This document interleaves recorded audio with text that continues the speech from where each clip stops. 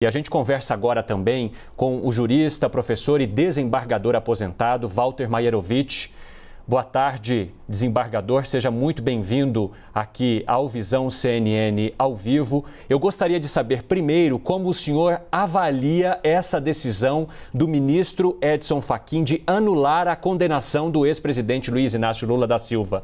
Uma ótima tarde para o senhor. Obrigado, boa tarde a todos. É uma decisão que ele usou um contorcionismo jurídico e, nesse contorcionismo, ele meteu o pé pelas mãos. Ele decidiu em local errado, porque isso não é matéria para embargos de declaração, que tem um foco muito reduzido. E também não se pode fazer em sede de habeas corpus, quando já está cansado de decidir o Supremo, e todos os tribunais nacionais decidem assim, não se pode fazer exame aprofundado de prova em habeas corpus. E esse exame aprofundado seria se haveria ligação, correlação, conexão ou continência entre as acusações feitas ao ex-presidente e, por outro lado, aquilo que se chamou de escândalo da Petrobras. Então, os locais eram inadequados, não se podia fazer isso, e lembrando que a legislação processual com relação a habeas corpus fala em se anular processo por juiz manifestamente incompetente. E onde é que essa palavra é chave? Porque até então, desde o ministro Teori Zavascki, passando pelo próprio juiz Moro, pelo Tribunal Regional Federal, pelo Superior Tribunal de Justiça e pelo próprio Supremo, foi até então reconhecida essa conexão. Por isso, essa decisão é uma decisão muito estranha, tecnicamente é uma decisão equivocada.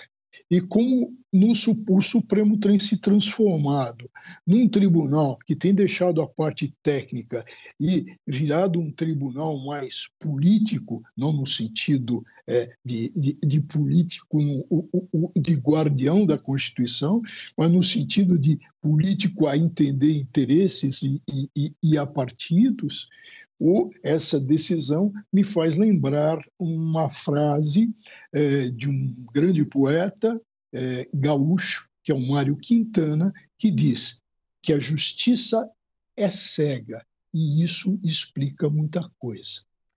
Desembargador, quem quer falar com a gente também, participar dessa entrevista, é o Igor Gadelho, nosso analista de política, que hoje está a todo vapor lá em Brasília. Igor.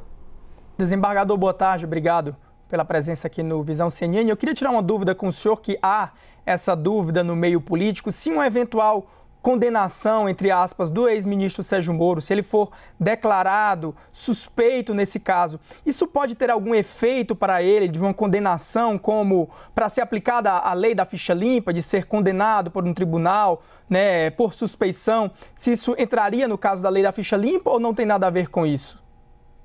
Olha, na realidade, todo aquele que abusa do poder, todo aquele que comete ilegalidade dolosamente, intencionalmente, e aí a gente vai ter que analisar também a validade, o conteúdo desses áudios, se são efetivos ou não, e ali está bem caracterizada uma atividade absolutamente ilegal entre o promotor e o juiz. Diante de todo esse quadro e observado o devido processo legal, evidentemente que existem sanções que poderão ser impostas, sim, ao ex-magistrado Moro.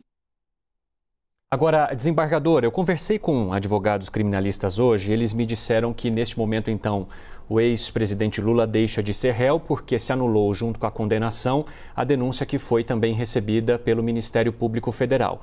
Então, se pegaria, caso seja necessário, o esqueleto do que tem até agora para se entregar ao próximo juiz da Justiça Federal, do Distrito Federal, de Brasília.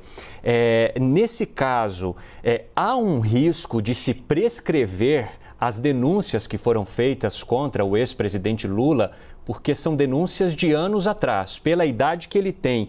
Isso pode acontecer de fato, ou seja, jogar tudo para a estaca zero, desde tudo que já foi iniciado, investigado, apresentado como prova? Como que o senhor olha para esses próximos passos aí, para esse julgamento que pode acontecer ou não também pela Justiça Federal de Brasília? Em primeiro lugar, a gente não pode perder de vista o recurso que vai ser aforado, mas já foi anunciado pelo Procurador-Geral de Justiça, Augusto Aras. Isso será sim, examinado pelo plenário. A partir daí, nós vamos ter se a decisão dada ontem, ou publicada ontem pelo ministro Fachin, vai ser ou não mantida. Essa decisão do ministro Fachin acaba anulando também o recebimento da denúncia, que é um marco inicial. Se inicia um processo com o recebimento da denúncia. E a lei diz também que o recebimento da denúncia interrompe o prazo prescricional. Vale dizer, ele começa a contar de novo. Agora, para o futuro, a gente tem que ver outros dados com relação à prescrição. Tendo em vista a pena fixada, esses prazos poderão ser vistos, primeiro com uma pena concreta e o respectivo prazo, e depois se elas vão ser aplicadas naquela chamada prescrição retroativa.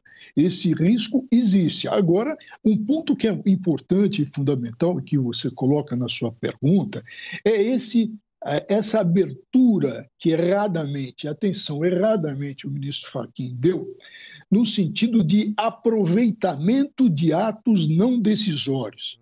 Por exemplo, aproveitamento de despachos, de audiências.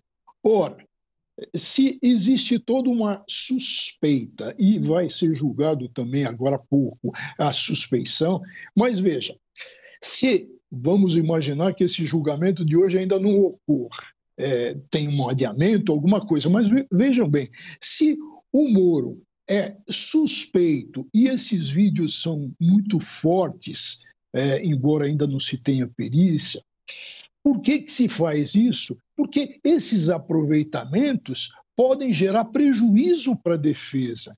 Então, o ministro Fachin, já que ele anula tudo, começa tudo da estaca zero, para que não se alegue depois, olha, tem esse vício, porque ele era parcial, então ele presidiu a instrução que não poderia presidir, ele conduziu uma instrução com parcialidade, ouvindo testemunhas, indeferindo, e foram vários os indeferimentos de reperguntas feitas pelas acusações.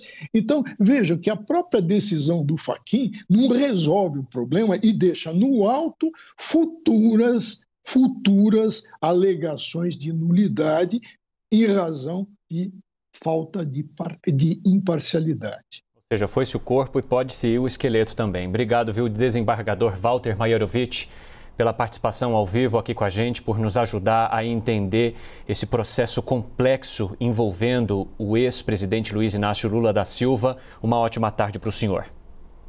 Obrigado, foi um prazer.